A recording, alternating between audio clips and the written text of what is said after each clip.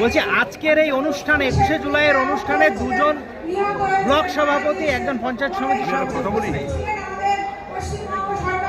আমি একটা কথা বলি, মমতা যেখানে তৃণমূল সেখানে।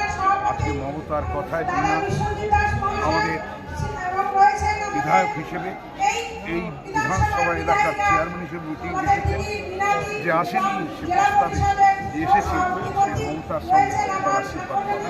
এবং তৃণমূল কংগ্রেস, মমতা ব্যানার্জি যেখানে, তৃণমূল কংগ্রেস সেখানে।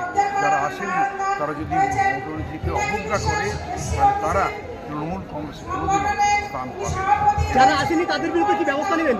ব্যবস্থার কথা হচ্ছে না। 21শে জুলাই যারা না যাবে তারা মহাপুণ্যর থেকে বাদ করবে। আমি দল থেকে যে বাদ দেবে সেটা দলের মালিক মমতা, মহাপুণ্য লাভ থেকে বাদ করবে। বিনারি টিকিট পাচ্ছেন?